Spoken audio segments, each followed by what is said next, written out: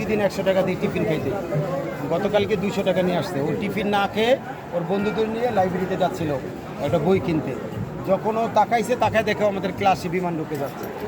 তো ওরা যারা ভিতরে ছিল, আমাদের ছেলের সাথে 7-8 জন করেছে, ওরা ভালো আছে। আর যারা ভিতরে ছিল ওরা কেউ পুড়ে গেছে, কেউ আহত হয়েছে। আর ক্লাস 3 এবং 4 এটা দেখছেন এখানে বেশি লেট হয়েছে। আমার কথা হইল, ঘটনার পরে আমরা যারা আসছি, আসার পরে কলেজ কর্তৃপক্ষ বলছে প্রশাসনের কাছে যে যারা 1 মিনিট আগে যদি আমাদের ছেলেরা পড়ে যায়, পাশার সাথে সাথে ফোন দেয়, তো যারা মারা গেছে লাশগুলো তো আমি গার্ডিয়ানদের কাছে দিব। এই কথা বলার পরে কলেজ কর্তৃপক্ষ, স্কুল কর্তৃপক্ষ এবং আমাদের সন্তানদের উপরে আইন প্রয়োগকারী সংস্থা খারাপ আচরণ করছে, মারধর করছে। অন্যান্য সময় সেনাবাহিনীর যে ভূমিকা, কালকের ভূমিকা সুন্দর ছিল না। আমি টোটাল বিশৃঙ্খলায়, লাশের রাজনীতি কবে শেষ হবে? এটা দায় বিমান বাহিনী এবং যত কর্তৃপক্ষ এড়াতে পারে না। এই বিমানটা অনেক পুরানো বিমান। এই বিমান উড়ানের কথা কক্সবাজারে যে সমস্ত এলাকায় গণবসতি কম, লোক সংখ্যা কম, কিন্তু এই গণবসতি এলাকায় বিমান কে উড়ালো? এই দায় টানা ওনার। এবং ওই দায়ের পরে এই কলেজ কর্তৃপক্ষকে এই পর্যন্ত বলতে পারলো না যে এতটা লাশ হয়েছে, এতটা হাসপাতালে আসছে। টোটাল বিষয় সমন্বয়হীনতা। এত আইন প্রয়োগকারী সংস্থা কেউ একটা মনিটরিং সেল করলো না যে না পাবেন তার সন্তান ওখানে গিয়ে খুঁজেন, আপনার এই সন্তান অমুক হাসপাতালে আছে, আপনার ওই সন্তান অমুক ডোমে আছে। এখনও কোনো সঠিক তথ্য কারো কাছে নাই। আপনাদের চ্যানেলগুলোতে কেউ বলে 20, কেউ বলে 30, কেউ বলে 50, এক এক সময় এক এক তথ্য দিচ্ছে।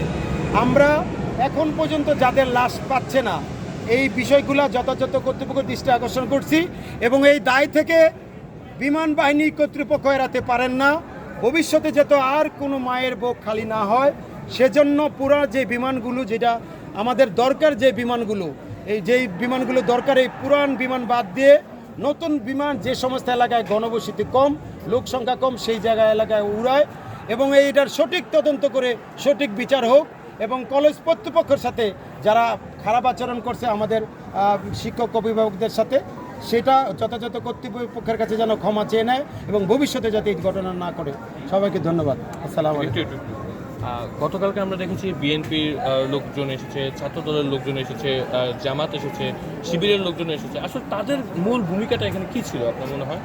না, যারা রাজনৈতিক দলগুলো আসছে, তারা প্রত্যেক সময় বাংলাদেশে এই ঘটনাগুলো ঘটলে মূল রাজনীতি যারা মূল কেন্দ্রে থাকে তাদের এখানে সকল দলের লোকজনে আসছে, সহযোগিতা করছে। কিন্তু সহযোগিতা করার চেয়ে বেশি লোক গ্যাদারিং হয়ে গেছে, মানে উদ্ধার করতে একটু তারা হিমশিম খাচ্ছে। রাজনৈতিক অনেক লোকজন আসছে, কিন্তু সহযোগিতার চেয়ে কালকে হাসপাতালে তারা ভালো সহযোগিতা করছে। তারা আসছে, সহযোগিতা দেখাইতে আসছে। তারা অনেক রাজনৈতিক দল রক্ত এবং অন্যান্য ব্যাপারে হেল্প করছে, গাড়ি ঘোড়া দিয়ে আমাদের অনেক হেল্প করছে। অনেক রাজনৈতিক দলগুলো এখানে আসছিল, তারা সবাই সাধ্যমতো চেষ্টা করছে। কিন্তু সাধারণ জনগণ বেশি হয়েছে, উদ্ধার কাজে বেশি ব্যাঘাত করছে। আমরা ভবিষ্যতে এই যে রক্ত দেওয়ার ক্ষেত্রে ভূমিকা, এটা আমরা ধন্যবাদ জানাই এবং এই মানবিকভাবে যাতে এই বিষয়গুলো তদন্ত করে সঠিক বিচার হয়। ধন্যবাদ।